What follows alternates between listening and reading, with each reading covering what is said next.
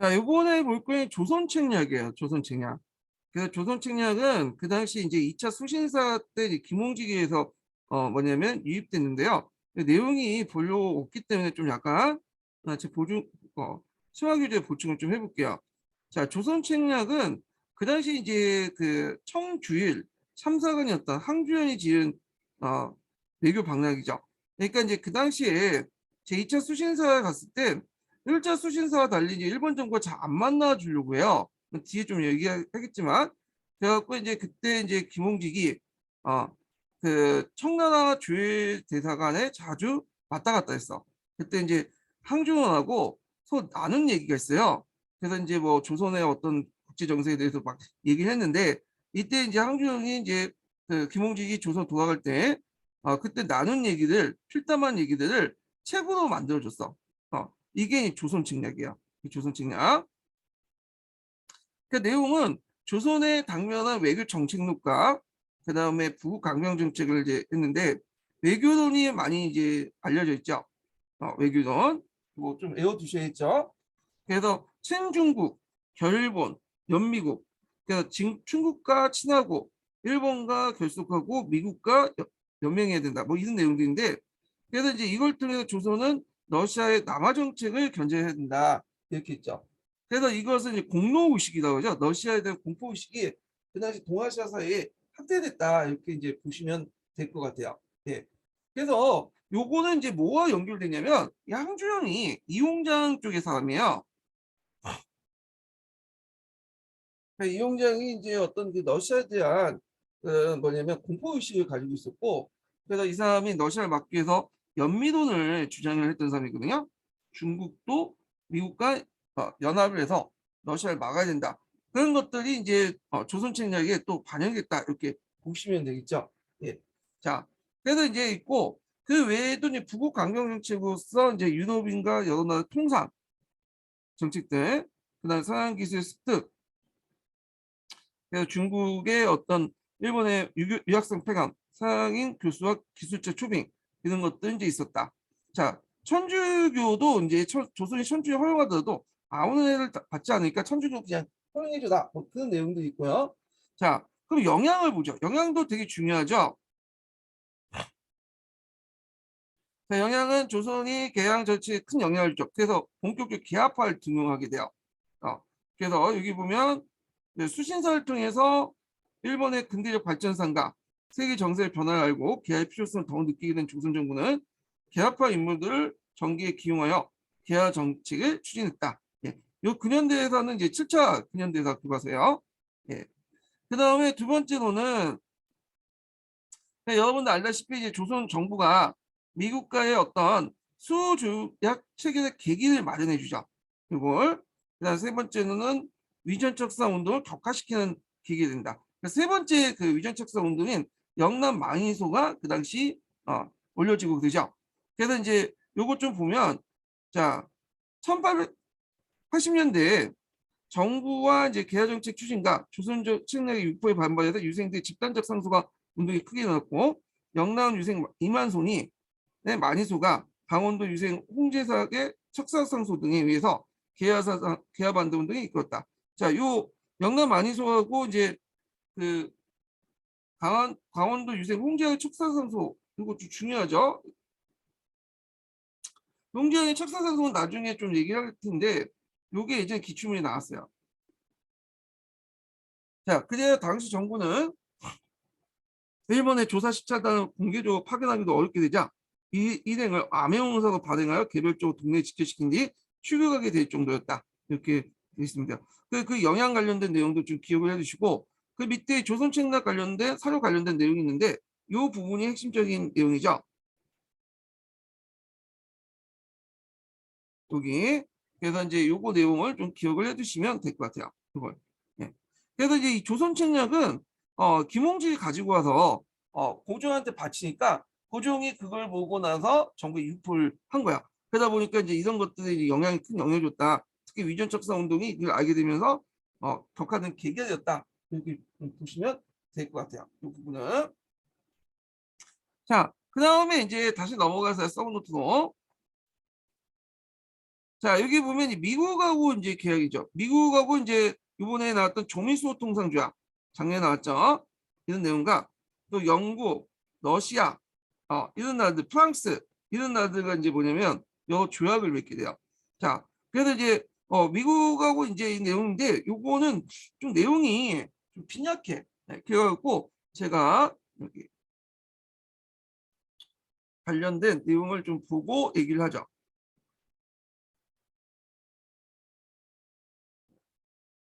보충 페이지 그 조미 통상조약 부분을 좀 보고 좀 얘기할게요.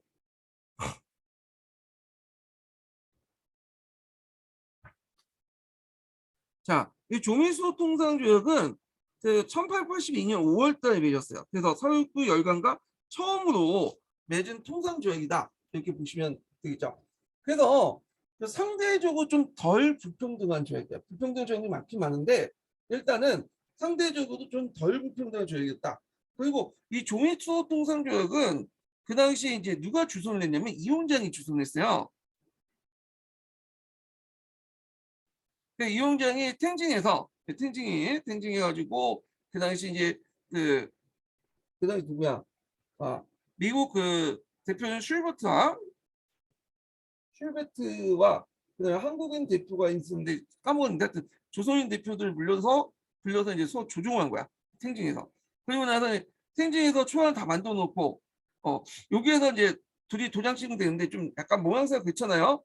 조미소 통상적인데 탱징에서 도장 찍은 그렇죠. 그래가지고 이제 제물포에 가지고 도장을 찍었어. 이게 이제 조미소 통상 조약이고요. 이 당시 이제 미국이 성조기를 드니까 성조가 있죠. 우리나라도 뭔가 이제 국기가 필요하다. 그래가지고 그때 태극기를 걸었다고요. 태극기를 한 가지 설인데 태극기가 처음에 어떻게 사용했는가 그래서 여러 가지 설이 있는데 그 중에 이제 유력한 설이 최근에 부각된 설이 요때 처음으로 태극기를 사용했다. 뭐 이렇게 얘기를 해요. 자, 그 다음에 이제 배경을 보죠. 배경. 자, 여기 보면 이제 일단 국왕 고종과 김홍직, 어용주 등이 이제 그 일본 소장 관료들의 세력 균형 정책이 있죠. 그 일본과 러시아를 침략 견제하기 위해서는 그 조공 체제에서 청구의 비율을 받고 미국 등 우호적인 국가를 수교하면서 한반도의 세력 균형을 유지해야 된다. 그리고 이제 또 해국도지라든지 항조연의 어떤 조선 책략에서 미국의 수교 필요성을 이제 대두했고 그 다음에 이제 또 미국 정부도 상당히 노력을 했어요. 네. 그래서 처음에는 무조건 했다가 이제 안 됐죠. 그래서 이제 그 당시 이제 그 슐베트라는 사람이 일본에 알선을 요청했다가 거절당하니까 이때 이제 청나라 가니까 청나라는 또 이용적인 알선을 해줬죠. 그래갖고 청나라의 교섭을 통해서 수교를 통해서 수교 교섭을 통해서 이제 맺게 된 거죠. 그래서 청해 알선과 거는데 자 청해 왜 이렇게 미국과 알선을 하려고 했까요? 청나라는 일본의 세력에 대해서 이제 뭐냐면 견제를 하려고 했는데 자기 힘으로 좀 힘드니까 미국을 끌어들인 거야. 그래서 미국을 끌어들여서 일본 견제시키려고 했던 거죠. 그래서 이걸 통해 한반도 세력 균형을 유지시키려고 했고 그 다음에 러시아의 남하 정책을 또 막으려고 했다. 그리고 자기가 이제 뭐냐면 이렇게 주선을 했기 때문에 종주권을 국제적으로 승인받으려고 했다. 미국부터. 결과적으로 잘 안 됐죠. 예. 자, 이건 여기 다목적 목적으로 해가지고 이제 수교를 했다. 이렇게 뭐냐면 이렇게 해줬다. 이렇게 보시면 될 것 같아요. 자, 그 다음에 이제 있고 그 다음에 뒤에 넘어가서 전문 내용을 좀 보죠. 자, 이건 이 초안은 이용장의 초안을 바탕으로 한 거예요. 우리나라 조약이지만 우리나라에서 자율적으로 결정한 게 아니라 이용장이 그걸 마련했어요. 예. 그래서 자기가 이제 꼼꼼히 다 마련해갖고 이렇게 이제 했는데 자, 여기에서 이제 보면 서로 돕고 거중 조정을 함으로써 우위를 두통을 표시한다. 이렇게 있거든요. 자, 이 거중 조정이라는 말은 뭐냐면 제3국이 분쟁 당사국 사이에 개입해서 분쟁이 원만하게 해결할 수 있는 것을 주선을 하는 거다. 이렇게 했는데 자, 그래서 이제 이용장이 이 문장을 넣었어. 이용장이 왜 이 문장을 넣냐면 일본이나 러시아가 조선을 건들 경우에는 중국 혼자 힘이 안 되니까 미국을 끌어들이려고 이제 넣은 거죠. 어떤 분이 또 여기다 했는데, 자, 미국을 끌어들이려고 했다. 이렇게 보시면 돼요. 자, 그래서 여기 했는데 이게 나중에 이제 해석 차이에서 이제 문제가 생긴 거야. 해석 차이에서. 그래서 우리나라에서는 이제 나중에 일제 침략을 받으니까 우리나라에서는 이거는 공수동맹이다. 그래서 오늘날 한미 상호 방위 조약처럼 이렇게 좀 해석을 해가지고 우리 좀 도와달라 이렇게 이제 해석한 거고, 그래서 미국은 이걸 어떻게 해석하냐, 이건 단순한 우호적인 어떤 외교적인 어떤 수사에 불과하다. 이렇게 이제 관점이 다르죠. 결국에는 대립을 했는데 하여튼 이 거중 조정 요거 자체를 좀 기억을 해두시면 좋을 것 같아요. 이 부분은. 자, 그 다음에 이제 여기에서 이제 미국한테 이제 체육대를 줬죠. 체육대를 인정했고, 그리고 타국에 대한 우대가 협약을 위한 것이라면 미국과도 협약을 맺은 뒤 우대할 수 있다. 그래서 타국과의 조약 중에 우대한 중요한 조약, 그러니까 유니안 조약도 미국한테 자동적으로 적용된다. 이렇게 보시면 되겠죠. 예. 자, 그 다음에 이제 미국인과 관계된 조선인의 범죄는 조선 관원 법률에 처단과 그러니까 미국 측의 조선 범죄인 은닉 비호를 금단한다. 뭐 이런 등등이 있는데 못하네요. 자, 이거는 이제 치해법권을 인정한다. 이렇게 보시면 되고, 그 다음에 이제 여기 보면 조차지 관련된 내용이 있어요. 거주에 관련된 내용들이 있죠. 그 다음에 아편을 언급한다. 뭐 그런 것도 있고, 그 다음에 이제 여기에 보면 간세 자주권 인정해주죠. 간세 자주권. 근데 여기도 이제 간세 자주권에도 이제 뭐냐면 문제가 있죠. 협정 간세죠. 협정 간세. 네. 그래갖고 이제 이런 것들 좀 보시면 될 것 같고, 그다음 흉년에 대한 미국 수출 금지한다는 거, 유학생을 대한 보호 조치가 있고, 그 다음에 이제 뭐 등등등 이런 것도 있고, 여기에서 이제 좀 눈여겨볼 게 뭐냐면 구조 내용이죠. 자, 조약이 미진한 내용은 5년 뒤에 다시 의정화돼 통상에 대한 상세한 내용은 만국공법, 만민공법이라고 또 하죠. 예, 요걸 통해서 의한다. 그래서 조민수호 통상조약도 형식적으로는 국제법, 만민공법, 만국공법에 의해서 했다. 이렇게 보시면 돼요. 그래서 이 만국공법은 그 당시 서양 열강들이 이제 그 다른 나라를 침략할 때 어떤 자신의 어떤 국제적 틀 속에서 이제 만들기 위해서 집어넣은 거죠. 이 만국공법. 형식적으로는 대등한 국가 사이에 맺어진 조약이지만 실제로 상당히 불평등 조약이다. 이렇게 보시면 될 것 같아요.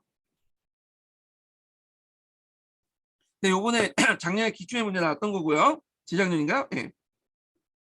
자, 성격을 보면 간세자유권과 고유의 간수, 간세, 그 다음에 그 거주지의 영토 인정, 조선의 법제기관이 완비한 대로 철폐한 천체의 치위법권 잠정 인정 등 그 어느 정도 이제 다른 조약 불평등 조약이 있긴 있지만 어느 정도 좀 상대적으로 뭐냐면 좀 약간 평등한 조약이었다. 그래서 이런 것도 있고, 다만 이제 체육대우라든지 이런 것들 협정관세 이런 것들이 좀 불평등한 조약 있죠. 그리고 이제 요때 이제 좀 눈여볼 게 뭐냐면 조민수호통상조약 때 최초로 이제 맺은 게 있어요.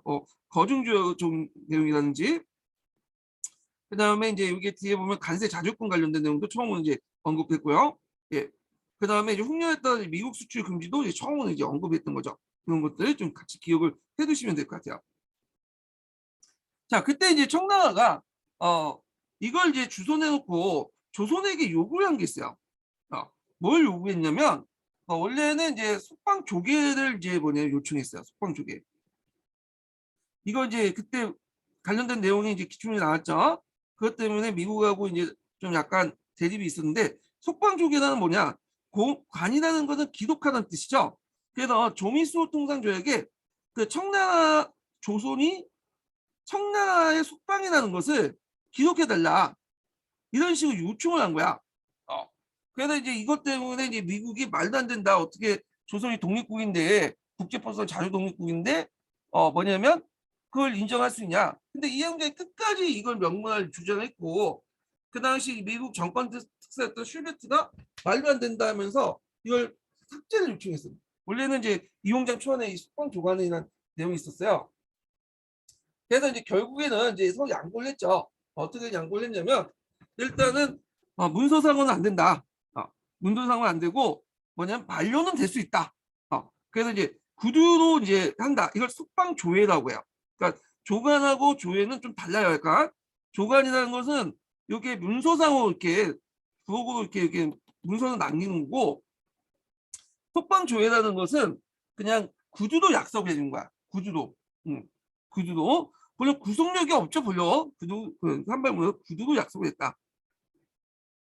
그리고 이제 어떤 식으로 또 얘기를 했냐면 너네들이 나중에 이제 조선국왕이 미국 대통령에 보낸 이제 그 친서에 따로 이제 뭐냐면 그 우리는 조선은 청나라 속방이다라고 이렇게 이제 적어놓기도 했어요. 네. 이런 식으로 해가지고 적당히 이제 뭐냐면 타협을 했다. 그래서 이때 속방조간의 문제를 제대로 안 됐고 미국 측 요구를 받아들여서 명문화시키지는 않았지만 한 발 물러나서 속방조에는 또 간차시켰다. 구두 약속했다. 이렇게 보시면 돼요. 예. 자, 그래서 이제 이걸 가지고 이제 후에 미국뿐만 아니라 나중에 이제 중국하고 이제 교류를 맺는 중국의 청나라 중재도 해갖고 조약을 맺을 때 이 속방 종계 조간의 문제 때문에 이제 많이 많았고 결국에는 이제 뭐 해가지고 그 당시 이제 일단은 뭐 속방 조회든 속방 조간이든 인정하는 식으로 했죠. 여기 좀 기억을 해두시면 될 것 같아요. 이 속방 조간의 삽입 문제에 둘러싸고 논쟁이 있었다. 자, 그래서 이제 결과적으로 그 당시 미국이 초대 공사였던 걸 파견하죠. 포도를 파견해요. 이게 되게 의미가 있는데 우리나라하고 이제 뒤에 그 맺어진 그 나라들은 되게 중국의 요청에 따라 공사를 파견하지 않아요. 되게 뭐 대리공사 아니면 영사 정도 파견하는데 여기는 공식적으로 공사를 파견한 거야. 이 공사를 파견했다는 것은 우리나라를 석국을 인정하지 않겠다는 거지. 대등한 국가로 인정하는데 그 당시 이제 공사관을 파견했던 나라가 두 명이 두 개 국가가 있죠. 일본하고 미국이 있어. 일본과 미국. 공사관을 파견은 외국 정부가 우리나라를 독립국가로 인정한다. 이런 내용이죠. 근데 미국도 처음에 이제 우리나라의 기대가 되게 높았나 봐요. 일단 이제 우리나라도 뭐 인구가 그 당시에 적진 않았어요. 2천만 넘었고 그 다음에 이제 잘 사는 줄 알았어 미국이. 근데 가보니까 중국보다 못 살고 뭐 얘네들 구매력이 없다고 생각하니까 이제 미국이 관심도가 확 떨어졌죠.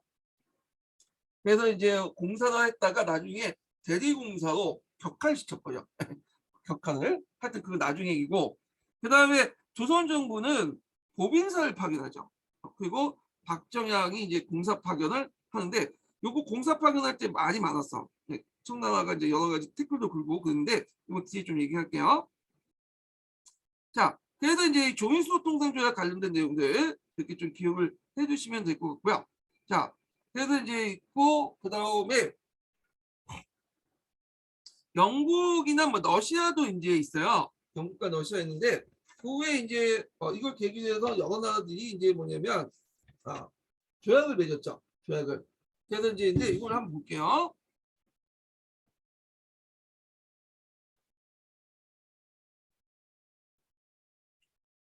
자, 각국의 조약 체결 상황도 있어. 여기 보면 이제 있는데 미국이 이제 최초로 맞았고 그 다음에 그 조금 뒤에 이제 며칠 뒤에 영국이 맺었어요. 영국이.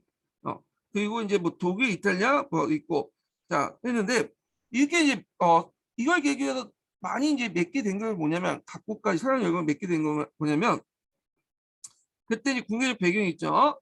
이모군란 이후 계기로 청군이 진주에서 수용 무력장정을 성립하는 청의 내정 간섭이 심해지니까 조선은 외세를 이용해서 그걸 극복하려고 했어요. 그래서 이제 자주적 신문 안 되고 하니까 외교의 다변화를 통해 열강끼리 서로 견제시키는 거야. 그래서 그 이의제라고 하죠. 그래서 미국이나 영국 뭐 등등에서 다 불려내서 얘네들에게 조금씩 이권을 나눠줘요. 그래서 서로 이제 이권을 갖게 되면 얘네들이 어떤 세력들이 이제 한반도 독점하는 걸 방해하면 견제할 거 아니야. 그래서 이걸 했다. 그 이의제를 유도해서 세력 균형을 유지하려고 했다. 이렇게 보시면 될 것 같아요. 그 다음에 또 청나라가 그 중재를 해줬죠. 이걸 통해서 이제 국제사회를 영향을 가시하고 그래서 이것 때문에 뭐 숙방 조간 문제 같은 것들이 터져 나왔잖아요. 예. 그 조선을 둘러싸고 열강대 세력 균형을 목적으로 했다. 단 이제 러시아는 좀 제시켰죠. 러시아는 직접 수교를 했어. 네. 얘네들은 청나라한테 수교를 요청했지만 알선했지만 청나라 거부했죠. 왜냐면 러시아는 이제 남하 정책을 해서 청나라 영토를 까먹고 있잖아. 네. 그러니까 이제 제시켰죠. 예. 자, 그래서 이제 성격을 보면 미국을 시작해서 영국, 독일, 러시아, 프랑스 등 치해복권과 체육권 등 불평등 조약이었다. 예. 근데 상대적으로 때 미국은 좀 약간 평등했다. 뭐 이렇게 이제 보시면 될 것 같아요. 그럼 청의 외교적 역할을 좀 볼게요.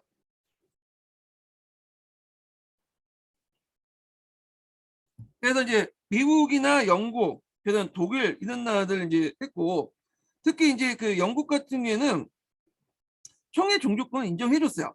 여기 보시면. 예. 그래서 이제 총회 종주권을 인정을 해주고, 그 당시 이제 청나라가 원했던 이런 그 뭐냐면 속방 조각 같은 거 있죠? 이런 것들을 인정해줬다. 예, 이렇게 이제 보시면 되고요. 그렇지만 경제적으로는 조선의 자주권을 인정하는 방향으로 했다. 내지 통상권이나 저율 관세 같은 것들을 해줬다. 이렇게 보시면 되고, 그래서 아니 자주권을 인정하는 방향이지만 이제 내지 통상권이나 저율 관세 같은 이제 불편한 조약도 있었다. 이렇게 보시면 될 것 같아요.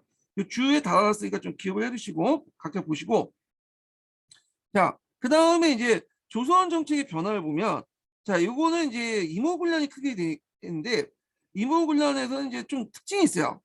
임오군란 이후에 청나라의 어떤 대조선 관계가 바뀌게 되거든요.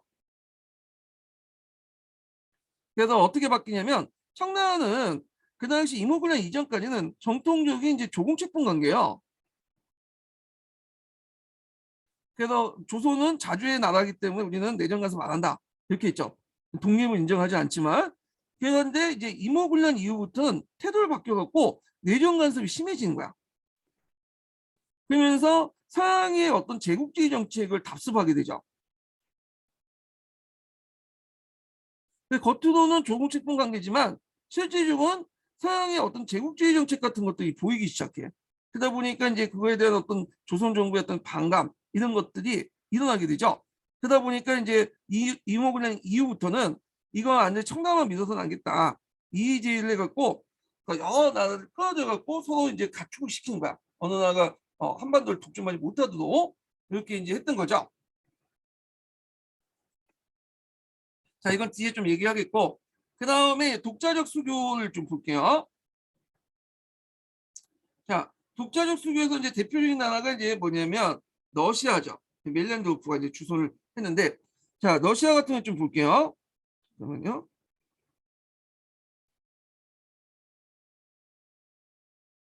자,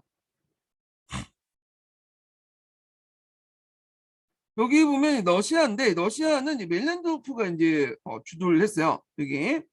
그래서 이제 여기 이거 나중에 이거 좀 있네요. 하여튼 멜렌도프가 주선을 했다. 근데 이 멜렌도프는 좀 약간 이상하죠. 왜 이상하냐면 이 사람 청나라 그 고문관을 맡은 사람인데 청나라 이해관계를 배제하고 러시아를 주선하는 거야. 예.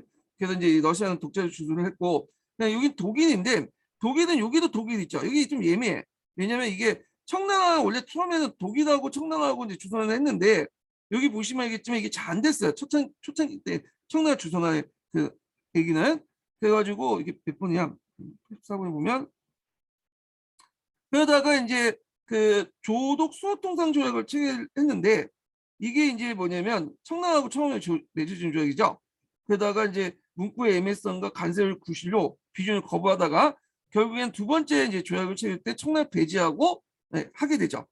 그래서 이게 동시에 들어가 있는 거야. 처음에는 청나라 했다가 잘 안 됐다가 두 번째 할 때는 독자적인 거 하고죠.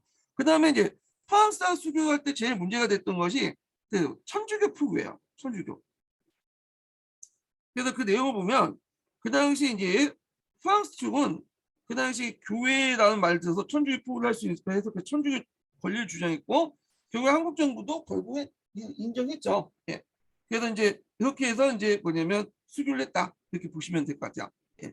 그래서 천주교가 이제 공식적으로 인정되면서 자연스럽게 개신교도 인정받게 되죠. 예. 그래서 천주교가 핀을 크려니까 그걸 이제 개신교는 숟가락 얹었다 이렇게 보시면 돼요. 예.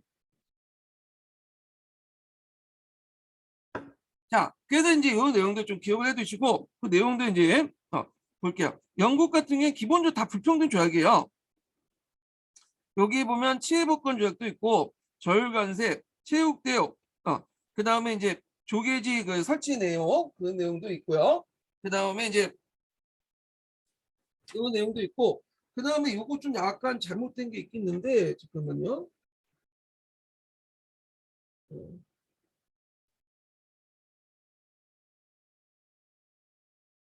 어, 잠깐만요.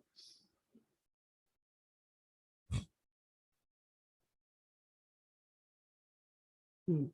여기 보니까 이게 뭐 심리라고 했는데 엄밀히 백리에 백리. 이게 이제 1883년에 있는데 이게 이제 뭐냐면 백리까지 확대됐다는 내용이 있어요. 백리. 백리예요, 백리. 예. 조용 통상 조약에 백리라고 규정돼 있어요. 네, 요거 좀 수정해 주시고요. 심리가 아니라 백리고. 자, 그 다음에 러시아 같은 경우에는 이제 베베드가 멜렌도프의 도움을 받아서 러시아의 어떤 그걸 이제 조약 체결 때 서로 알선해 주죠. 예. 그래서 베베드는 멜렌도프의 도움을 청해 러시아 조약 체결에 적극 권장토했고 청을 배제하고 독자적으로 했다. 그래서 조로 수호통상 조약 같은 걸 했다는 거. 프랑스는 이제 프랑스를 보호하고 천주의 그 포기를 묵인해서 인정했다고 보시면 돼요. 이게. 그래서 그 프랑스가 이제 제일 좀 약간 늦었는데 그 이유는 뭐냐면 이 포교 승인 문제에 관련해서 이제 좀 약간 문제가 있었어. 예. 그래갖고 이제 이걸 어떻게 할 것이냐 가지고 문제가 있었는데 자, 일단 이렇게 보시면 될 것 같고요. 그 다음에 이제 있고 개화 정책의 이제 추진 과정을 좀 볼게요. 예. 개화 정책은 요걸 기준으로 해야 요걸 개화 정책 추진 과정 볼게요. 개화과 관련된 내용인데 자, 개화과는 이제 어디에서 시작되냐? 북학파로부터 시작되죠. 18세기 후반에. 그래서 박지원, 홍대역, 백제가, 이동우 같은 그 북학파로 시작되고 이게 이제 그 1860년대 통상 개화론과 연결되죠. 박규수, 오경석, 유흥기로 연결되는데 이 박지원이 이제 그 손자가 박규수죠. 이렇게 연결되죠. 그리고 나서 개화파가 형성된 건 1870년대야. 그래서 김옥균, 박영호, 서강범, 그다음에 유길준 등등인데 이들이 이제 충의계라는 걸 결정해요. 충의계를 결성을 하고 그러다가 이제 80년대 들어오면서 개화 정책의 속도와 방법에 차이를 두고 청에 대한 인식의 차이를 둘러쓰고 온건개화파, 급진개화파 이렇게 두 개로 나눈다. 이렇게 보시면 돼요. 예. 자, 그러면 내용을 볼게요. 자, 이 북학파를 바탕으로 해서 이제 1860년대에 그 당시 이제 그 통상 개화론자들 등장하는데 이때 개화론자 중에 중요한 3명이 있어요. 이게 오경석, 유흥기, 박규수이거든요. 자, 요 박규수는 이제 앞에서 박지원의 손자고요. 이 사람은. 그 다음에 이제 오경석은 그 뭐냐면 의사죠. 우리 의사, 의관 출신이야. 유흥기가 의사죠. 말전했네. 네. 의사 출신이고 의관이죠. 유대치라고 또 하죠. 유대치. 자, 유흥기 관련된 내용이 예전에 한번 시험 문제 나왔어요. 유흥기 기억을 해두시고, 예. 그 다음에 이제 오경석인데 이 오경석은 역관 출신이야. 그래서 이 사람이 이제 그 충남 가서 그 당시 뭐 해국도지라든지 여러 책들을 가지고 와요. 영양지학 이런 책들을. 그리고 나서 이제 유흥기한테 전달해주고 박 교수하고 친했거든요. 그래서 박 교수도 이제 영향을 줘. 그래서 이제 얘네들이 똘똘 뭉치게 된 거야. 그래서 얘네들 이제 개화 삼비조다라고 하는데 자, 근데 이제 얼굴만 나오면서 박 교수가 나갔죠. 왜냐하면 이제 주로 양반 그 관료 자제들이나 관료들 상대하려면 중인이었던 오경수와 유흥기는 좀 그렇죠. 그래가지고 박 교수를 뭐냐면 얼굴마다 뭐 내세운 거야. 그래서 박 교수의 사방방에 모여가지고 이제 양반제들이 끌어들여갖고 이제 기하에 관련된 내용을 하고 이때 어느 정도 친하고 내포가 형성한 후에 오경수와 유흥기를 소개시켜 주는 식으로 이렇게 접근했던 거죠. 예. 그 예전에 유흥기와 관련돼서 한번 시험 문제 나왔어요. 해국도지와 관련돼서 유흥기와 관련돼서 한번 시험 문제 나왔다. 이런 것들 기억을 해주시고요. 그다음 박계수 사후에는 뭐 이동익 이런 사람들이 등장하죠. 이동익, 탁정식 뭐 등등 이런 사람들이 있다. 이렇게 보시면 될 것 같고요.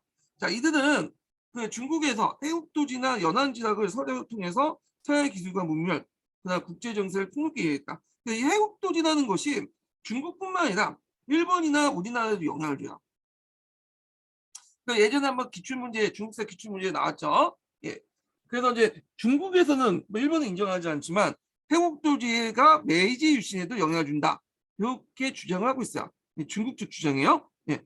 자, 하여튼 이렇게 있고 그리하여 서양인들 침략을 맞서려면 자주적 문을 열고 통상하면서 우수한 기술을 받아들여 부국 강병을 이뤄야 된다. 이렇게 주장을 했다는 거죠. 자, 그리고 이게 그들의 제자들이 개합할 형상. 이게 1870년대. 그래서 이때 이제 그 앞에서 얘기한 박규수의 사랑방에 모여가지고 젊은 이제 20대 그런 젊은이들 양반 관료들이 양반 그 자제들이 모여가지고 얘기했죠. 그때 이제 했던 사람이 김옥균, 뭐 박용호, 홍영식 이런 사람들이야. 예. 그 박규수 사랑방에 모여서 그걸 했고요. 그 이제 제일 자장이었던 사람이 김옥균이죠. 김옥균이 제일 나이가 많아요. 예. 자, 그래서 이제 이 젊은 개화파 인사들은 정계의 진출에 자신의 뜻을 피고자 했고 일본의 발전된 모습을 직접 보면서 개화의 필요성을 더욱 절감을 했다. 그리고 이들이 이제 뭐냐면 그 충의계를 결성하죠. 충의계.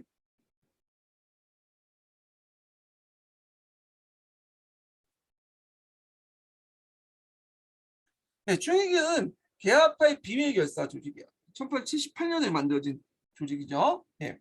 그래서 있고 그리고 이들에게 또 사상적으로 큰 영향을 줬던 사람이 있어요.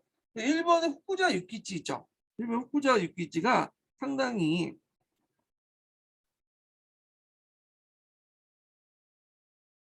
영향을 줬다. 이 후쿠자 유키치는 일본에서 인기 많았던 사람이에요. 예. 그리고 있고 이제 있고 특히 이제 김옥균 사상에 큰 영향을 줘요. 김옥균. 그래서 이제 김옥균이 나중에 이제 갑신정을 하다 실패했잖아요. 그때 이제 그걸 보고 큰 충격을 받아서 후쿠자 유키치가 이제 서 알고 있는 사이인데 친분도 있고 이 조선에 나는 이제 더 이상 안 되겠다. 그래서 뭐 같이 가는 것보다는 연대하는 것보다는 그냥 조선을 다른 나라 먹기 전에 우리가 먹는 게 낫겠다. 뭐 이렇게 이제 해서 그 주장을 탈환론 같은 걸 주장하는 계기가 되긴 하는데 자 하여튼 이런 것들 좀 같이 기억을 해두시면 될 것 같아요. 예. 자 그래서 이제 있고 그 다음에 정부의 개화정책 추진 관련된 내용 볼게요. 80년대 들어가기 전에 개화정책 추진 관련된 내용부터 보고 넘어갈게요. 자, 이때 이제 민심여건을 중심으로 개화 정책이 이제 추진이 되는데 그때 이제 여러 간제 개편도 일어나요. 예. 그래서 이때 이제 정치 제도를 이제 간제 개편인데 이때 청나라 제도를 모방을 했다고 했죠. 청해 제도를. 자, 이런 간제 개편의 계기가 됐던 것이 뭐냐면 영성산 파견이에요. 제가 얘기했지만 영성산 파견을 통해서 그 당시 청나라 제도를 수용했다. 그리고 이제 어떤 여러 가지 이제 서양의 문물들을 처리할 수 있는 기구가 필요하니까 청나라에 본 총리기무화문이 있죠. 총리기무화문을 모방해서 통리기무화문을 만들었어요.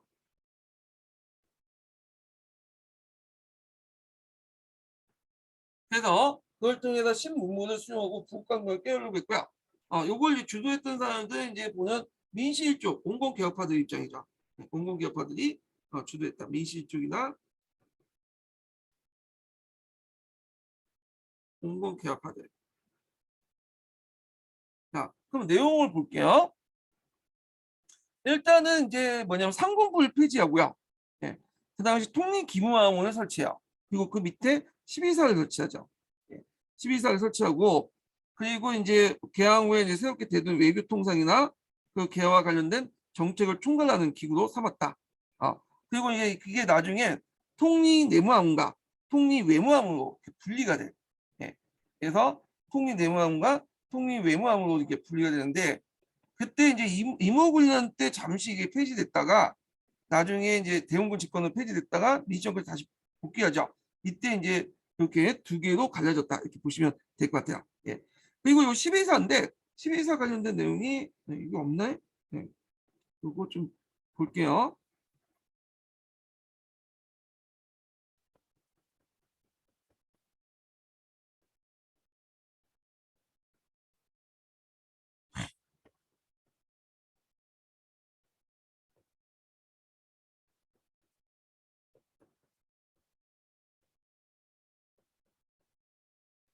자, 여기 보면 이 12사 관련된 내용이 있어요. 여기 밑에 부속주에 12사를 설치했다고 했죠. 그래서 뭐 사대사, 교린사, 공문사, 뭐 범죄사 쭉 갖고 했는데 되게 이제 있고 그 당시 이제 원래는 사대사하고 그 당시 이제 이렇게 있는데 동문사하고 외교와 관련된 내용이죠. 동문사 여기 사대사 교린사 그래서 사대 교린에 입각해서 이제 했는데 사대는 중국과 외교 그다음에 교린은 일본과 외교 이렇게 했는데 나중에 1882년에 이제 대외관계 인식 변화도 해갖고 하나 통합하자 그래갖고 대청관계 인식을 통해서 통합하자 해갖고 이제 자주적 국가를 봐야 되지 않냐 그래서 이걸 통합해서 동문사도 했다 동문사 그것도 12사가 있었다 이렇게 보시면 될 것 같아요. 자 군사제도를 볼게요. 군사제도. 자 군사제도는 그 중앙에 오군영이 있었죠. 여기 보면 오군영이 있었는데 자 오군영을 이제 이형체로 개편을 해. 무인형과 자몽으로 이렇게 개편하고요. 별도 이게 90군데면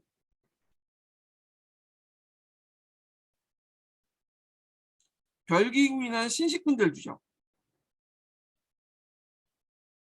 자 그래서 이제 이렇게 있고 오군영 대신해서 이렇게 되고 90군대를 재편하고 그 다음에 교정별기 별대 별기군이라는 신식군대를 뒀다.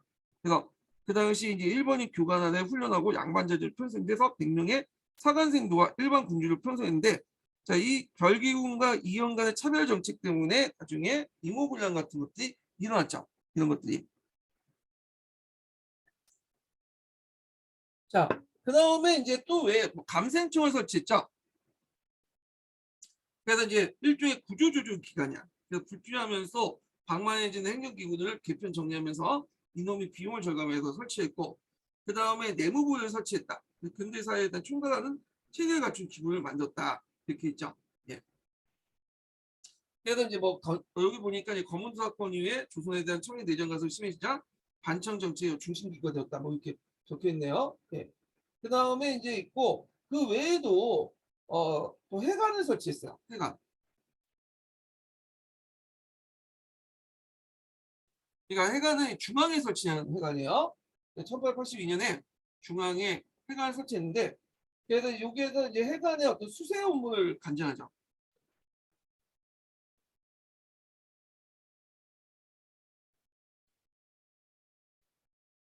네. 근데 이제 문제는 청나라가 내정 가서 심하다 보니까 해관은 이제 뭐 설치했는데 그 업무는 누가 받냐면 청나라가 대신 받았어요. 청나라. 청나라가 그 업무를 이제 뭐냐면 하고 청나라도 거기를 아웃소싱을 했죠. 누구한테? 일본한테 아웃소싱한 거야. 그래서 이제 약간 복잡한 구조를 가지고 있어요. 해관이. 자, 그 다음에 또 얘는 기무처를 설치했다. 자, 그래서 이 기무처는 이제 정치, 경제, 사회, 군사 등 군국 기무에 관한 군사 기밀에 대한 정책을 위반하는 합의제 기구인데 이게 이제 나중에 갑오개혁 때 군국 기무처로 계승되죠. 군국 기무처로.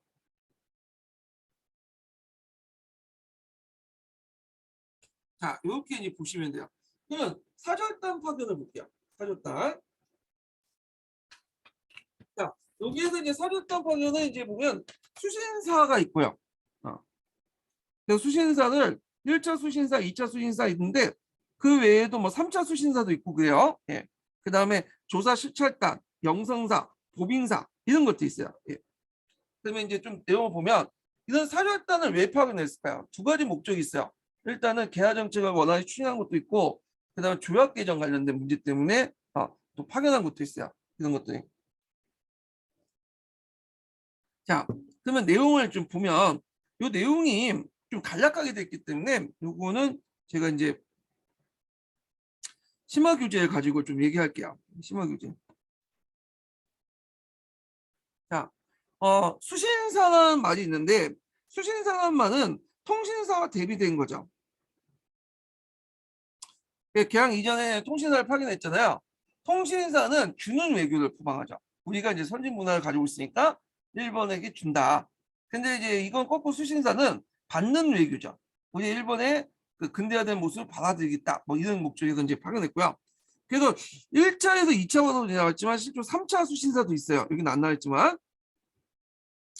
그리고 이제 일본의 이제 목적 문명개와 그다음에 일본의 발전을 알기 위해서 파견했고, 그다음에 조약 개정 관련된 내용도 있어요. 조약 개정 어떤 그런 것들 관련된 내용이 있다.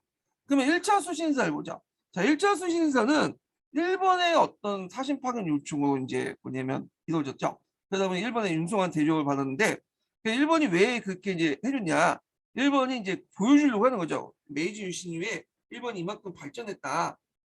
그래서 이렇게 한번 이제 철도도 보여주고, 뭐 해군성, 육군성, 연안포대도 쫙 보여주면서 일종의 겁을 주는 거야. 위협을 자신의 어떤 그 발전된 모습을 보여주면서 나한테 계기면 별로 안 좋다. 뭐 이런 식으로 보여주겠죠. 자, 하여튼 그 당시 이제 일본의 어떤 발전된 모습을 가시하고 수신사를 파견했다. 그래서 이때 이제 파견했던 사람이 김기수가 이제 있는데, 이 김기수가 무관 출신이에요. 좀 깐깐해. 그래서 있는데 이 사람이 기획문에 또 일동기후를 썼어요.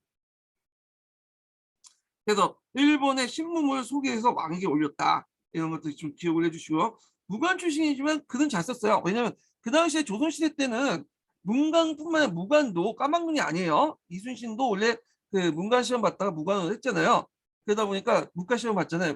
그래서 문과도 이제 경서도 읽고 쓰는 것도 있기 때문에 다 한문도 능숙하게 썼어. 아마 지금 뭐 한문에 능통하신 분들 훨씬 더 무관들도 그걸 잘 썼어요. 그분도. 고려시대 그 무관하고 생각하시면 안 돼요. 하여튼 일동기후라는 그런 것을 올렸다라는 거죠.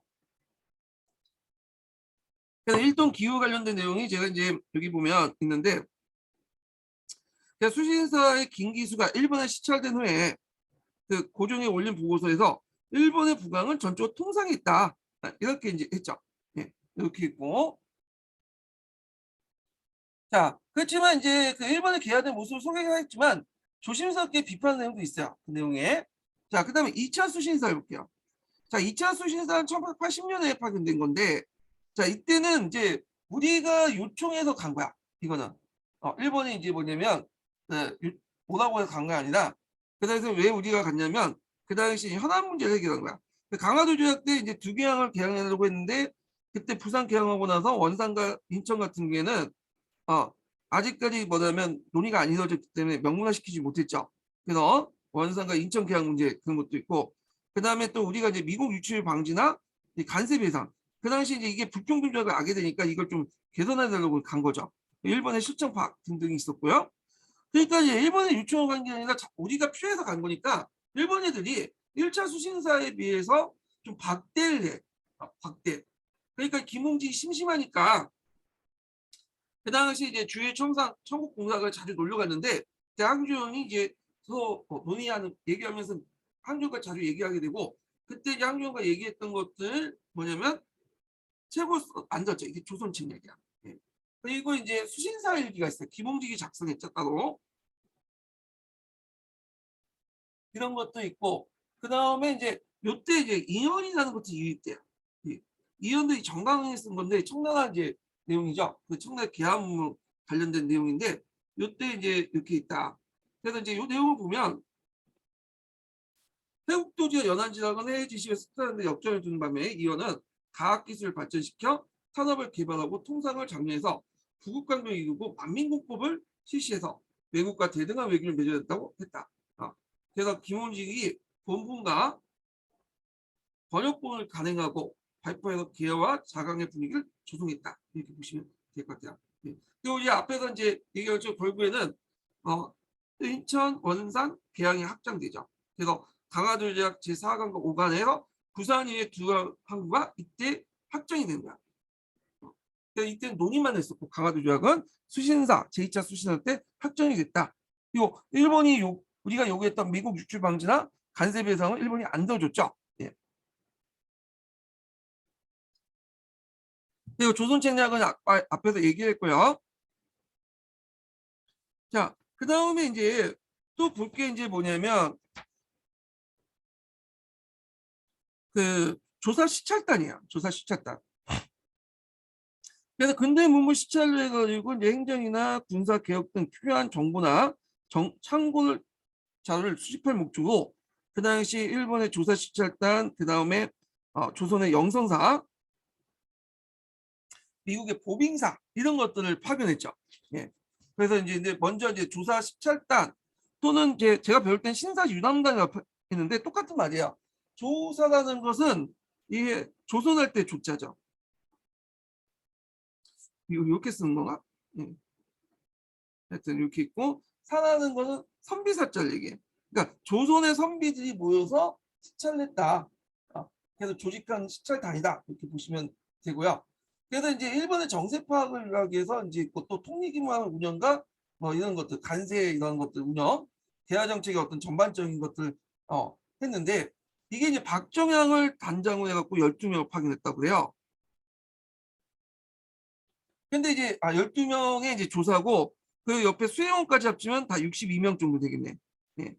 얘네들이 이제 고위직 가려고 수행원까지 합치면 62명을 파견했다고 하는데 그래서 그 관련 정보를 이제 뭐 그 여러 가지 목적이 있죠. 뭐 군사시설이나 이런 것도 산업시설 보고 미국과 수비에 관련 정보도 수집하고요. 인천 개항에 대비해서 세관사무도 조사를 하고 등등. 그래서 이제 뭐냐면 했다. 그런 거 좀 기억을 해두시고 여기 147에 있어요.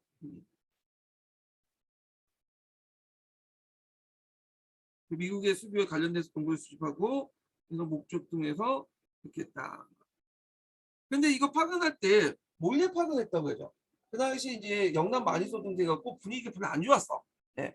그래갖고 그 당시에 이제 숨기고 암행어사 파견해갖고 이제 하는 식으로 하고 그 당시 부산에 봐서 열어봐라. 열어보니까 이제 일본을 가라서 자기들 몰랐는데 이 파견된 사람도 몰랐는데 그때 이제 그거 열어보고 나서 왕의 친서를 열어보고 나서 파견됐다고 해요. 네. 그래서 일본 건너갔다고 하죠. 그래서 이제 눈치를 보면서 이제 건너갔다 이렇게 보시면 돼요. 예. 자, 그 다음에 이제 내용을 보면요.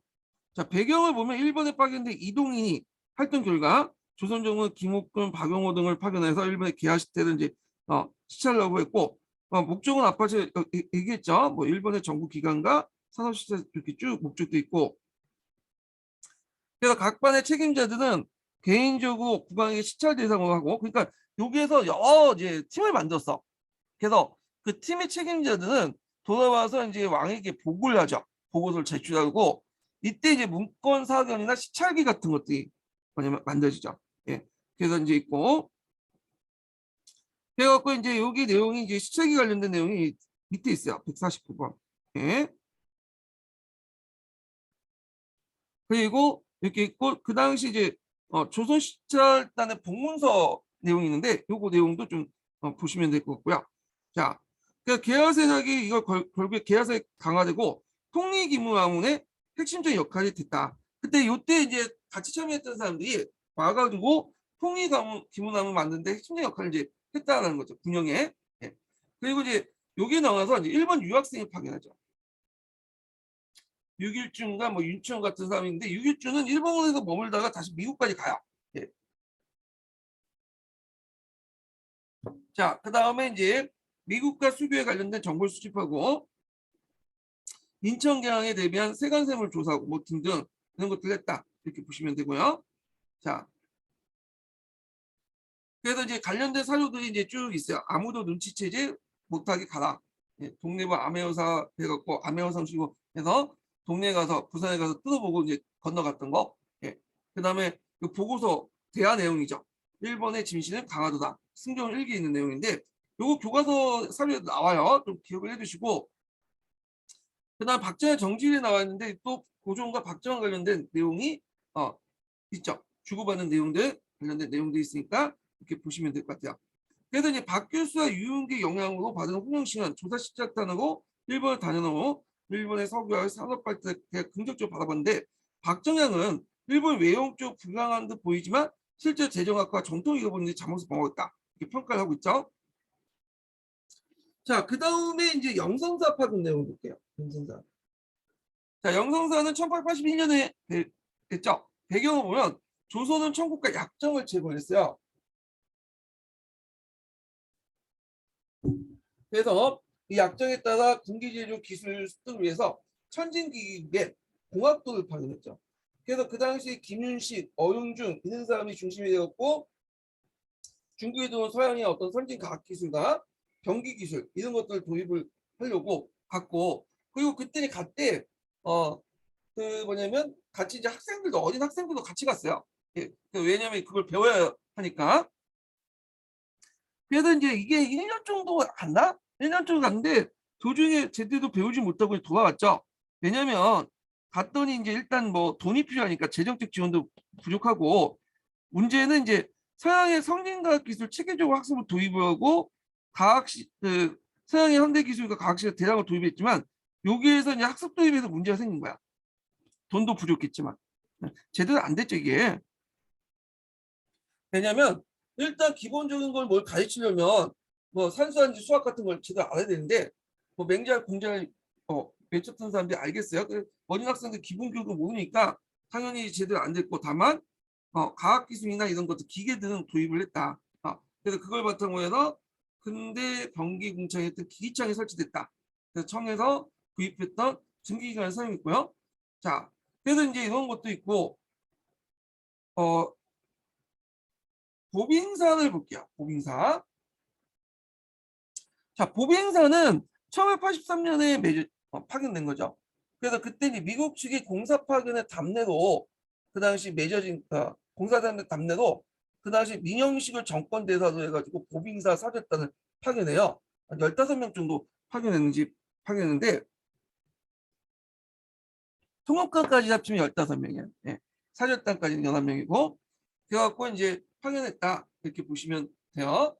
그래서 보빙사라는 의미는 미국 측의 공사 답례로 하니까 은혜에 보답하다라는 의미죠. 이게. 자, 그래서 이제 있고 그 다음에 배경을 볼게요. 그래서 외교관 교환이라는 상호주의 원칙에 따라 사절단을 파견했고요. 미국과 세계로부터 자유독립권을 공인받고 미국의 선진국을 도입하기 위해서 했다. 그때 이제 민영익을 정권대사로 해서 홍영시, 서강복, 유기준 등등을 했다. 대개는 급진기업화 좀 애들이죠. 얘네들은 이제 원공기업화로 보긴 하는데 유기준은 하여튼 급진기업화 좀 친했어. 네. 민영익은 이제 민실중이고 나중에 이제 장렬하게 전사를 하죠. 전사보다는 자결을 하죠. 예. 자, 그래서 이제 있고 의는 국서에 뭐라고 적어놨냐면 대조선국, 대군주란 칭호를 최초 사용했다. 그 다음에 강선한 용어를 폐기했다. 예. 독립국가를 표현한 거죠. 그리고 국서를 한글로 번역해 미국식으로 게재했는데 그래서 우리나라 독자적인 그러니까 한문과 다른 독자적인 글이 있다는 것을 가시한 거죠. 결과를 볼게요. 결과는 세계 최초의 이제 세계일주였다는 거죠. 이게 왜 세계 최초의 세계일주냐면 그 당시 얘네들이 어떻게 갔냐면 우리가 생각하기에는 일본을 거쳐서 이렇게 태평양을 건너가면 빠를 것 같죠. 이런 식으로 간 게 아니에요. 이렇게 간 게 아니라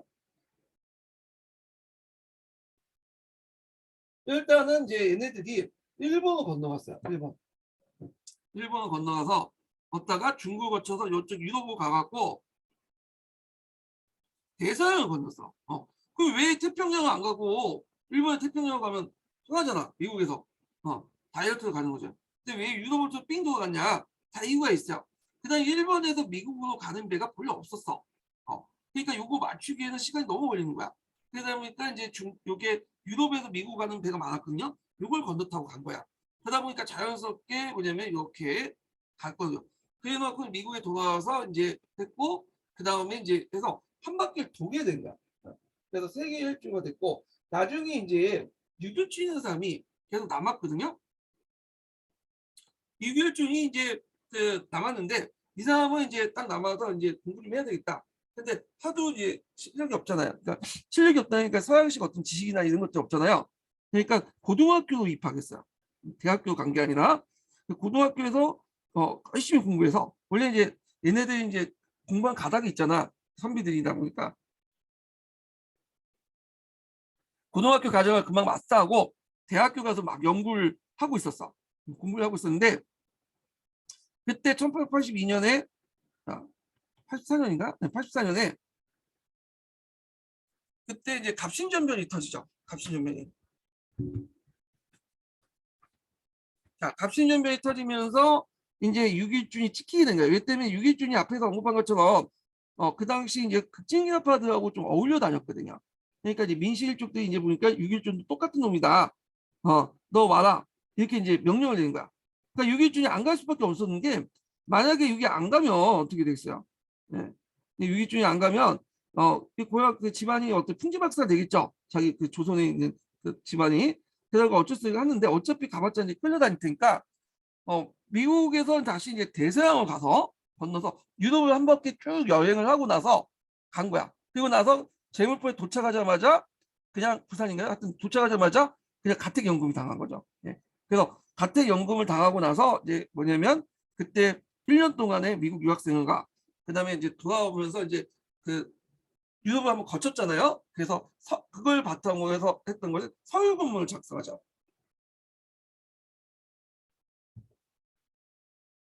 그래서 서쪽을 여행해서 드는 경문들을 작성했다. 그래서 이 서유문도 외워두셔야겠죠.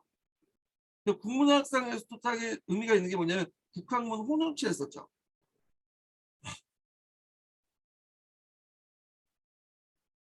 북한문 혼용체 한문하고 국을 같이 썼다 이렇게 보시면 되고요. 그 다음에 미국의 선진 영농 기술을 받아들였어요. 농문 목축 시험장을 도입을 했고 요 관련돼서 예전에 공군역 기출문제 나왔어요. 농문 목축 시험장 관련돼서. 그다음에 미국과 관련된 건 농사 관련된 내용이 많이 도입됐어요. 그 당시. 그리고 이제 이때 이제 뭐냐면 홍영식이 고종에게 가서 아니 최경석이 미국 농무부에서 이제 각종 농작물 신품종 종자 및 농기구뿐만 아니라 심지어는 각종 가축 및 도입을 해서 마무리 밖에 농무 목축 시험장을 계속 운영을 했고 그 다음에 이제 여기 보면 미국식 우편 제도를 이제 도입을 했죠. 예. 그래서 이제 홍영식이 우전총국을 이제 만들려고 했잖아요. 근데 이거 만들고 나서 이제 터졌죠. 갑신정변이. 그래서 잘 안 됐다가 이제 폐지됐다가 나중에 이제 을미개혁 때 다시 이제 연결되는데 자 그리고 이제 홍영식이 미국제 교육제도에 수용하면서 인재 양성을 주장해요. 그래서 이 내용 보면 홍영식은 이제 고종에게 귀국복을 하는 자리에서 미국의 교육을 본받아서 인재 양성을 권했으나 일본보다 미국이 훨씬 발전되고 평가했다. 이점 회계 견문을 통해서 국제정세의 변화와 개화에 높은 악목과 폭넓은 지식을 지니게는 개화된 요인들은 자주 독립을 위한 청나라에 대한 정통적 사대강을 청산하고 부국강병을 위한 적극적 개화 정책을 추진했다. 이렇게 보시면 될 것 같아요. 네. 자, 그래서 있고요. 제가 예전에 그 초창기 때 한국사 능력 검증 시험을 문제를 좀 달아놨어요. 한번 이제 한능검 내용을 좀 보하고 이제 달았는데 그것도 한번 풀어보시는 것도 좋을 것 같아요. 예. 초창기 때 한능검 문제가 좀 어려웠죠. 이 부분이 우리 취향에 맞는 것 같아. 이게요. 자, 급박히 산업진흥을 보면 외국의 과학기술자들 이제 적극적으로 수용했고 외국의 과학기술 적극 수용해서 그다음 농업기술자 양성하고 농업학교를 설립하고요. 그다음에 양장업을 진행했어요. 요거 좀 기억을 해두셔야죠. 양장업은 비단이야 비단. 근데 이제 이건 수출용 비단을 이제 하기 위한 거야. 그 미국이나 그 외국 사람들, 유럽 사람들이 좀 약간 즐겨 있는 이런 기후에 맞는 수출용 비단을 만들기 위해서 그 당시 여러 종자들 외국에 도입을 했죠. 그래서 그때 장상공사를 설치했다. 요것도 외워두세요. 요것도 기출에 나왔죠. 네. 시험 기출에 나왔어. 공군형 기출문제에 용어가 그 내용이 나왔으니까 기억을 해두시고 그래서 근대적 양자법을 고용했다. 네. 그래서 산업의 근대화를 깼다. 등등 이렇게 기억을 해두시면 돼요. 제가 이제 여기 공무원 교재에다가 또 공무원 각종 시험 문제를 적어놨어요. 네. 이것도 좀 받으시면 좋을 것 같아요. 시간 나눌 때. 네. 자, 그래서 이제 이렇게 해서 이제 보면 쭉 얘기를 했고요. 그래서 쭉 영성사, 조사실적단, 그 다음에 이제 모빙사 네, 이런 것들 이제 있고, 그 다음에 여기에 좀 추가할 것은 뭐냐면 조미수 총상제약이 체결됐다 얘기인데 이게 뭐냐면 그때 영성사를 판정했던 사람이 그때 이제 그 단장 중에 그 김윤신, 어영중 이런 사람들이 있다고 했잖아요.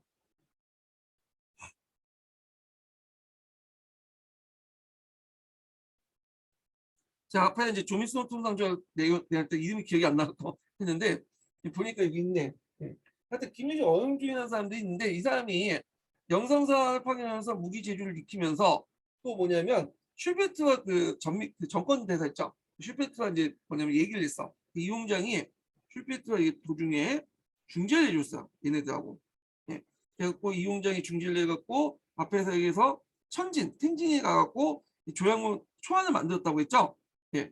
그리고 나서 여기 체결이라고 했는데 어민은 체결보다 조약을 만들었다. 조약물 작성? 이게 정확한 거 있죠? 조약물 작성이 체결보다. 그래서 조약물 작성을 한 다음에 여기에서 체결하려고 하다가 말이 안 되는 거야. 왜냐면 앞에서 얘기한 것처럼 미국하고 한국 간의 조약에서 어떻게 제3국에서 그걸 할 수 있냐.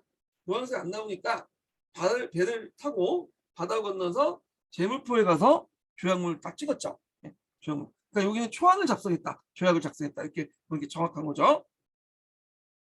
자, 그리고 이때 이제 근대 시설이 많이 도입됐는데 뭐 기기창 앞에서 그 다음에 방문국. 그래서 이때 이제 방문국은 인쇄소인데 근대적 인쇄소죠. 그래서 우리나라 최초의 근대 신문인 한성순보가 발간됐다. 그래서 이 방문국을 만들었던 건 이제 급진기아파 애들이 만든 거야 처음에. 그래서 이제 이게 급진기아파의 근거지다 보니까 그 당시 이제 뭐냐면 갑신전변 때 이 방문국이 없어져요. 불타 없어져. 다시 이제 만들어지고. 근데 하여튼 그다음 전환국은 이제 조폐공사 비슷하죠. 조폐 발행기관. 그다음에 이제 우정국은 근대적 우편제도를 시행하게 했는데 이것도 갑신전변 만들려다가 여기에서 이제 전변이 나왔기 때문에 없어지다가 다시 을미개혁 때 만들어지고, 그 다음에 이제 보빙사 이렇게 농무복지시험자, 그다음 조사시 안정수가 농정시편 이런 것들을 했다. 좀 기억을 해주시면 될 것 같아요. 자, 그 다음에 이제 넘어가서요. 위전척상 운동을 볼게요. 자, 위전척상 운동은 시험 문제 나왔던 거죠. 이거 자주 나오는 부분이야. 그래서 이게 좀 보는데, 자, 그러면 구체적인 내용을 좀 보죠.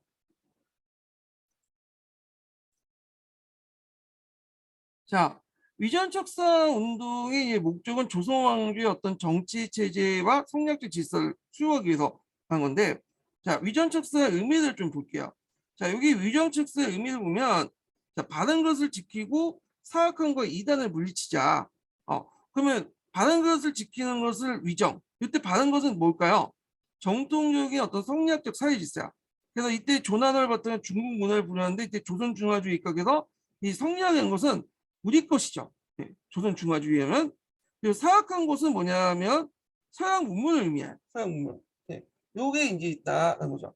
자, 척사의 대상은 원래 이제 조선 후기 때는 청이었지만 나중에 서양 개항이후에는 일본으로 확대됐다. 이렇게 보시면 되고요. 그래서 이제 위전척사 운동을 주도했던 사람들은 당연히 유상 계열이죠. 유생들, 성략을 신봉한 그 보수적 유생들 계열들이 주를 했는데 여기에서도 이제 크게 두 갈래로 나눠요. 노동계통하고 그 다음에 남인계통이죠. 영남 남인계통. 다 유리론자들이죠. 예전에 얘기한 것처럼 유리론이 이제 있겠죠. 그래서 초기 때는 이제 뭐냐면 뭐 이항로, 기정지, 뭐 최익현 이런 등등의 사람들은 이제 뭐냐면 저쪽 그 노동계열의 유린 사람들이에요. 그래서 이제 초창기는 그들에 의해서 주도됐다가 나중에 이제 이만손 등등 해갖고 이제 이런 사람들은 영남 남인 계통이죠. 그래서 영남 남인들이 주도권을 옮겨갔다 이렇게 보시면 돼요. 노동계에서 남인 쪽으로 이렇게 옮겨갔다 이렇게 보시면 되는데, 그래서 이제 보통 유생들이 주도를 했다 이렇게 보시면 되고, 자, 그 다음에 이제 넘어가서 다시 볼게요. 그러면 이제 위전척사 운동의 단계를 볼게요. 자, 위전척사 운동의 단계는 그 4단계로 있어요. 그래서 이 단계에 관련된 내용이 예전에 한번 시험 문제 언급됐었죠.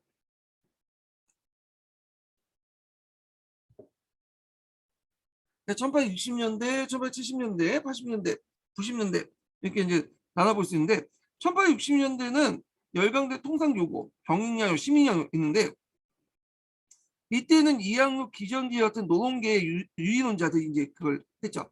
통상 반대운동, 척화 주전론 이렇게 하면서 이때는 대원군의 통상수교거부 정책 강력 지지하죠. 그러니까 대원군의 전반적 정책은 못마땅하는데 요거는 선택적 지지를 해. 선택적 지지를 한다. 자, 70년대도 이제 뭐냐면 최익현 같은 사람들이 주도를 하죠. 최익현. 그래서 외항일체론, 뭐 개항불가론 이런 것들을 주도를 했고요. 그 다음에 80년대 들어가면서 영남 만이소 쪽에서 영남 유림 쪽으로 해서 남인계통으로 이제 바뀌게 되는데 80년대는 이제 개야 반대 운동이 나요. 그 계기가 됐던 게 조선책략에 대해서 영남 만이소 이렇게 있고 90년대는 항일 의병 운동으로 연결되죠. 이렇게 이제 연결 보시면 되고요. 그래서 예전에 한번 여기가 나왔어요. 최익현의 외양입진원 이렇게 관련된 상소가 나왔죠.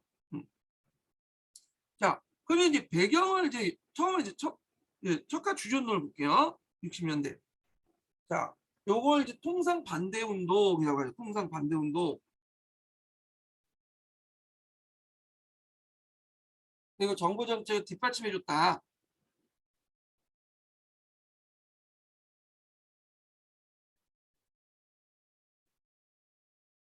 자, 그래서 이제 이 대표적인 사람이 기정지, 이항로 이런 사람들이야. 이 노원계통의 사람들이야. 그래서 이제 이 사람들 보면 기정지 같으면은 그 호남 대 유학자로서 주리론보다는 유리론을 신봉했다는 게 맞아요. 유리론자죠. 그래서 이제 그 국방력 강화해서 조선의 문화를 지키면서 그 당시 서양의 어떤 경제 침략이 많으니까 이걸 막자. 그래서 약물 금지, 약물 금단론을 주장하죠. 약물은 서양의 물건을 들어온 걸 막자. 그래서 이제 있는데 이 이항로는 예, 김정지가 그 주장을 했고 그 다음에 이항로 같은 사람들은 이제 뭐냐면 그 1835년에 이항로에 의해서 이제 척사사상이 형성돼서 1839년에 그 이론적 정립이 이르게 되죠. 그래서 그 당시 이제 병행량을 바꿔주니까 그 당시 위기의식을 강하게 느끼면서 구체적으로 척사운동을 펼치게 될 거야. 그 다음에 양화 배충론을 주장해요. 그래서 서양의 재물은 농산품이고 우리의 것이 농산물이 고려가기 때문에 피폐해진다. 그래서 서양의 그 제안은 무궁무진, 손으로 만든 무궁무진한 것이고 무한한 것인데 반해서 우리 농산은 땅에서 나온 거죠. 그렇기 때문에 유한한 것이죠. 무한한 거와 유한한 것이 교환되면 결국엔 불평도 교환이 되고 경제가 파탄될 것이다. 이렇게 주장을 해요. 정확하게 맞죠. 현실인식이 정확해. 유전척사 운동애들이 그 멍청한 사람들이 아니에요. 다 똑똑한 사람들이에요. 현실인식은 정확하죠. 대안이 없어서 문제긴 하는데 요 얘기 불평등 교환 불평등 교환 관련된 내용이 뒤에도 나와. 누구에 의해서? 최익현에 의해서 나오죠. 그러니까 최익현의 말은 자기가 처음에 한 게 아니라 이항로 예전에 했던 말을 인용한 거야. 이항로가 했던 말을.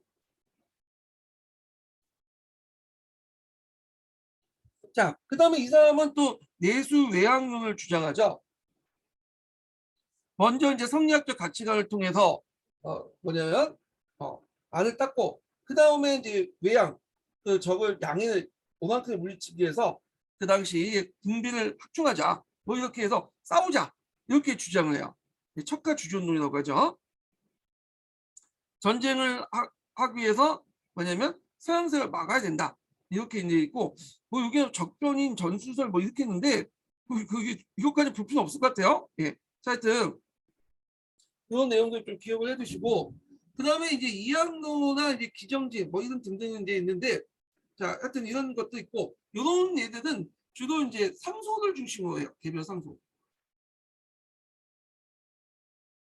개별 대개부 위전척사 운동은 주로 상소를 통해서 이루어졌다. 이렇게 보시면 돼요. 상소를 통해서. 자 하여튼 이렇게 있고 기정진과 이항로는 프랑스의 군사적 침입을 대응해서 싸울 것을 주장하며 대원군의 세국 양위 정책을 지지했다. 그래서 이런 것도 있고 그 다음에 뛰어나서 개항 반대행 운동을 보죠. 1870년. 최익현이 대표적인 사람이죠. 최익현. 최익현이 이제 예전에 그 강화도약을 반대하면서 지부 복골선을 이제 되고 오불가론을 내놓는데 이 지부 복골선은 뭐냐면 조선시대 때 자기의 위견을 관철시키기 위해서 그 당시 이제 궁궐에 가갖고 도끼를 이제 궁궐의 이제 기둥에 딱 내쳐요. 그리고 나서 상소를 올리는 거야. 그러면서 만약에 내 위견을 안 들어줄 경우에 그 도끼를 가지고 내 목을 치겠다. 비장한 각오로 이제 올린 거죠. 예. 그게 이제 예전에 조선시대 때 그런 관례가 있었어요. 물론 그걸 이제 안 올렸다고 해서 받아들이지 않다고 죽은 사람은 없었어요. 그러니까 그런 의례적 행위였다. 그만큼 비장한 것을 표현했다 이렇게 했는데 요 당시 오불가소론을 내세우죠. 요게 예전에 공인용 기출문이 나와요. 자, 그 내용을 보면 요거는 좀 약간 사료를 좀 보면서 얘기할게요.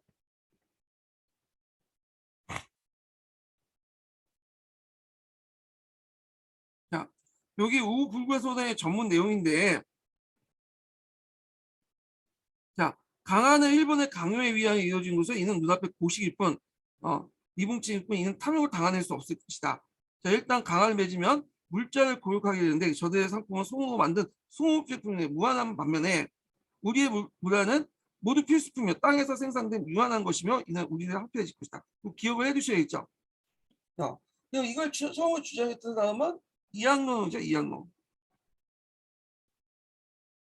자, 그렇게 있고, 그 다음에 그들은 비록 외인이나 기술은 바로 양적이다. 이게 뭐냐면 이제 그 유명한 외양일체론이죠. 외양일체론.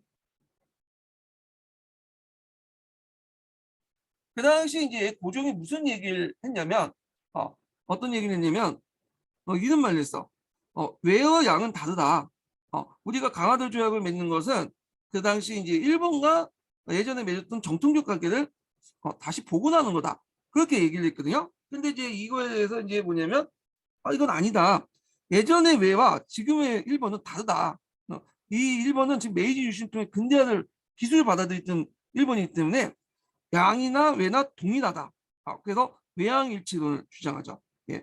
자, 그래서 이제 이렇게 해서 그래서 일본과 강화를 맺는 건 정통적인 외교 관계를 복원하는 게 아니라 사대 교린 관계를 복원하는 게 아니라 교린 관계를 복원하는 게 아니라 일본과 서구화된 일본과 조약을 맺기 때문에 서구와 조약을 맺는 거다. 이렇게 얘기해요.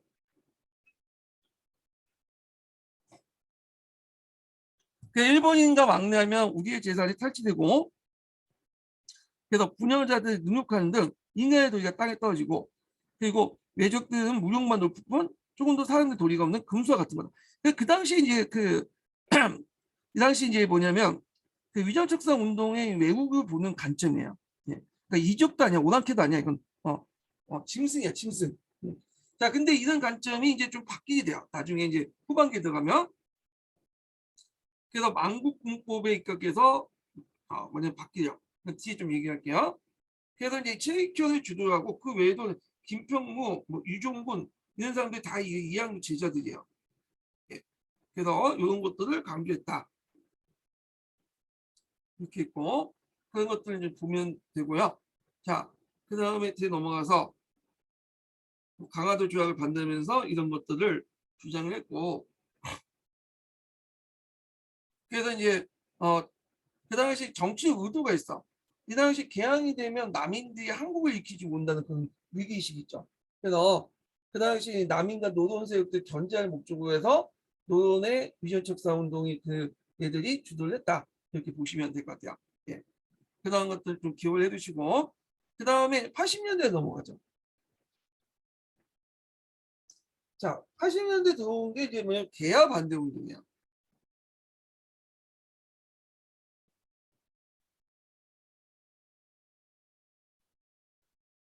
그 다음에 신사 척사 운동이라고 하죠. 또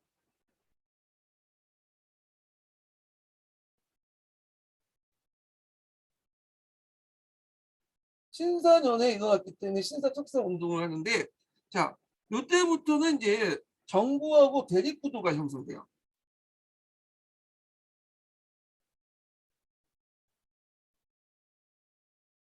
그리고 이제 주도층들이 물론 노동도 있지만 점점 영남 쪽에 있는 남인들이 주도를 하게 되죠. 그 남인들이 영남 남이소, 영남 만이소 있죠. 그래서 대표적인 사람이 이제 그 이만손 같은 사람이잖아요. 이만손. 네. 그리고 시험 문제 나올 것 같아. 영남 만이소. 자, 그래서 이제 이때 이제 개화 반대 운동이 일어났는데 그 배경을 보면 정부의 개화 정책이 추진되고 조선 책략이 큰 계기가 됐죠. 조선 책략이 유포되면서 통상조약이 체결하게 됐다. 그래서 이제 그때 영남 유생 이만소를 중심으로 집단 사설 많이 쏠려서 일본의 개화 정책과 정부의 개화 정책과 서양과의 수교를 반대했다. 그래서 여기 만인소라는 것은 여러분 알다시피 10,000명이 도장을 찍었기 때문에 만인소가죠. 그래서 내용보다는 도장 찍는 그 이름이 많아. 영남 만인소가 그 영남 만인소가 처음 올린 게 아니에요. 예전 조선기 때 영남 지역의 유생들이 이제 정권에서 물러나다 보니까 힘이 없잖아. 그러니까 목소리를 하나 더 높이기 위해서 좀 약간 어그를 끌기 위해서 요 만이손을 많이 이용했어. 그래서 그런데 그 중에 이제 우리가 알려진 그 만이손은 그 이만손의 영남 만이소야. 되게 길어요, 이게. 100m가 넘는다고 하죠. 예, 상소문이. 그런데 또 웃긴 거는 웃긴 것보다 대단한 거는 이 비변사 등록이나 여기 일성록에 다 이름을 다 적어놓은 거야. 그 10,000명을 다 적기도 힘들 텐데, 예, 다 적어놨어. 예. 그래서 조선책락 내용 중에 미국과 연합해서 내용을 강력히 비판하면서 개화 정책을 하는 그 민씨 정권의 퇴진을 요구하게 되죠. 그래서 그 당시 이제 그 외세 계획 경계와 더불어 정부의 개화 정책을 반대하는 정치적 성격을 띠고 있다. 그래서 하나하나 이게 공박을 하는데 러시아, 미국, 일본 등은 모두 오단케 힘으로 어떤 차이가 있을 수 없다는 정통적인 척사 의식을 바탕으로 이뤘으며 나아가서 이들의 통상과 함께 토지를 요구할 때도 우리 근거지 없어지게 된다는 위기식도 드러난다. 조차지를 요구했죠. 조계지. 그래서 내리 통상으로 무역 독점이 우려되고 러시아를 덕대시하면 러시아 침략을 불러들 수 있다. 그래서 이제 그 당시 이제 척사 운동을 이제 계기로 해서 이게 상소 운동이잖아요. 그래서 각종 퍼지게 돼. 그래서 이제 경기, 강원, 경상, 춘천, 전라도 등등의 유생들이 연대해서 반외세 공동 투쟁을 전개했다. 그래서 이런 내용들 좀 기억을 해주시면 될 것 같아요. 자, 근데 이제 요거 관련된 내용이 이제 그 사료를 봐야 되는데 사료 내용이 없어가지고 이거 좀 볼게요.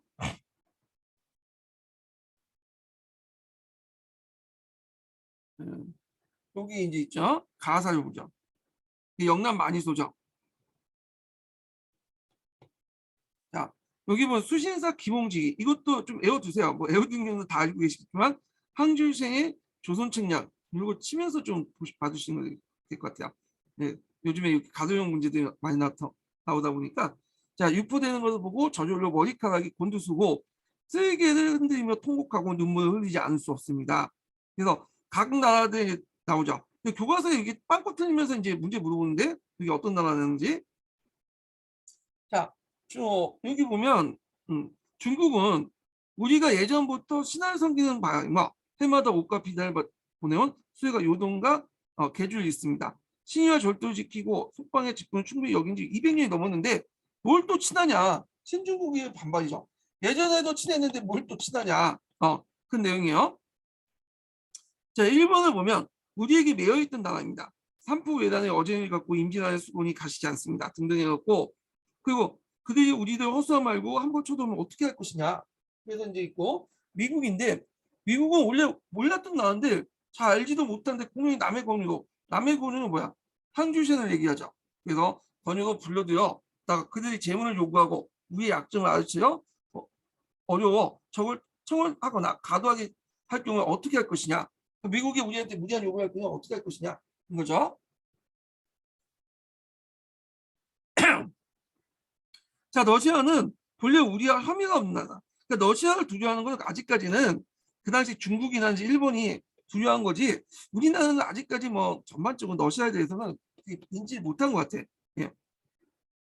남아 정책에 대해서는 공연이 남의 말을 듣고 틈이 생기게 된다면 우리의 위신이 손상될 뿐만 아니라 만약 이들 구신을 침략해 온다면 장차 이들 어떻게 막을 것인가. 그래갖고 중국, 일본, 미국, 러시아 이렇게 각각의 이제 내용을 적었죠. 예.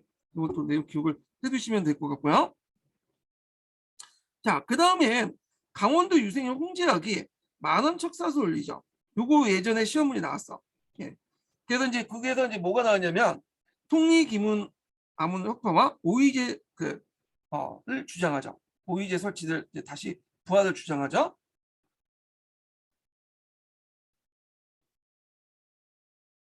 그래서 이게 영남 안에서는 그래도 좀 예의를 꾸려가지고 예의를 책임해서 이제 얘기를 했기 때문에 그래도 좀 참았어. 그래서 참았는데 이 홍지학은 너무 대놓고 비판을 하죠. 당신 때문에 나라가 망쳤다. 이런 식으로 얘기한 거야. 그래서 고종의 친정으로 종무사직 위기에 빠졌다. 노론 집권적인 비판을 했고 결국에는 이제 말을 좀 잘못 옮겼다가 결국에는 이 사람은 능지철천 당하죠. 예. 고종의 한을 불러일으켜서 능지처참을 하고 요게 홍제왕 상소예요. 요거 관련돼서 기출문제 나왔으니까 좀 기억을 해주세요. 그래서 이제 홍제왕 만원 척사소 그 고종을 비판하면서 통리기만 확파와 모의제 부활을 주장했다 이렇게 보시면 돼요.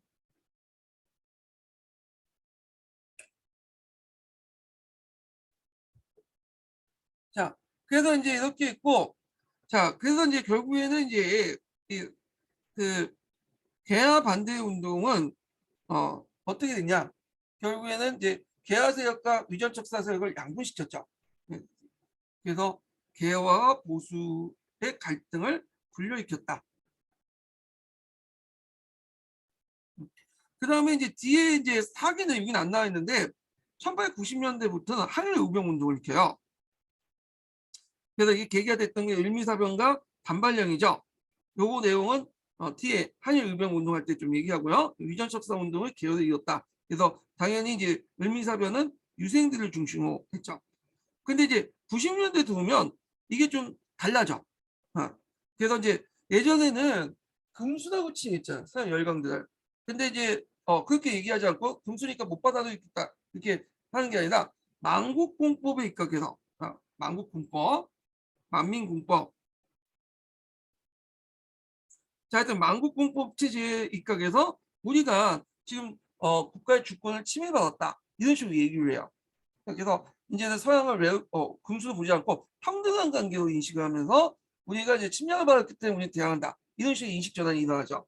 그래서 이제 그때 뭐 외교의 필요성이 느껴지게 되고 일제히 강점기 때지만 파리 장사 사건, 1차 유림단 사건 등이 일어났다 이렇게 보시면 될 것 같아요.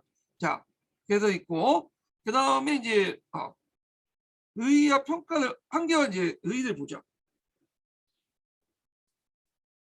자, 한계는 위전척사 운동은 전제군주제와 성리학적 지배질서, 수를 내세워서 개화정책을 추진해서 장애가 되었다. 그러니까 얘네들 목적 자체가 그 조선왕조의 정통적인 정치체제나 사회경제 질서를 그대로 유지하는 데 목적이 있는 거잖아요. 예. 그러다 보니까 이제 있고 의의를 볼게요. 자, 일본과 서양의 침략사를 꿰뚫어 본 외세, 꿰뚫어 본 반외에서 반인적 자주적 민족은 정확한 현실 인식을 가지고 있었어요. 얘네들은. 그래서 이제 개화당들이 뭐냐면 뭔가 판타지고 이상에 빠져서 인연에 몰두해서 가지고 그런 것을 했는 주장하는 반면에 이 사람은 정확한 현실 인식을 바탕으로 해서 주장을 했죠. 네. 그리고 이제 항일 우병 운동과 뭐냐면 연결됐다. 그래서 외세의 본질을 정확히 파악하고 그들의 침략을 막아야 한다는 내국적 성격을 갖고 있다. 그래서 저는 오히려 개화파보다는 위전척사 운동이 더 나은 것 같아요. 얘네들이 진정한 이거 진정한 보수라고 생각하거든요. 개화파들은 보시면 알겠지만 다 뒤에 다 뭐예요? 친일화된 사람들이 많아요. 이 사람들 나라 팔아먹고 나라 근대한다는 거 나라 팔아먹은 사람들이 많거든요. 개화꾼이라고 하죠. 개화꾼. 그래갖고 개화파는 힘을 추구했잖아. 힘의 논리에 따라서 얘네들은 친일파 매국노도에 대해서 많은데 척사파들은 성리학적 명분과 의지를 추구했어요. 그래서 독립운동을 선택했다는 거. 예. 그래서 이제 이걸 볼 때 우리가 수급파라고 볼 수는 없죠. 진정한 이제 보수파다. 체이큐 같이 자기 지존을 지키면서 뭐냐면 했던 사람이다. 끝까지 유지했던. 그래서 이 명분과 의지라는 것이 이런 측면에서는 좀 중요한 것 같아. 너무 실용적인 것만 빠지면 안 될 것 같은데 하여튼 상당히 뭐냐면 독립운동 세력에 큰 역할을 했다. 나중에 형성에 그런 것도 좀 기억을 해두시면 될 것 같아요. 더 한계도 있겠지만 자, 그 다음에 이모군란을 보죠. 이모군란. 자, 이모군란 부분은 좀 쉬었다가 할까요? 네, 그거 하기 전에 두 번째 인증번호 알려드릴게요. 두 번째 인증번호는 76번이에요. 네, 두 번째 인증번호 76번입니다.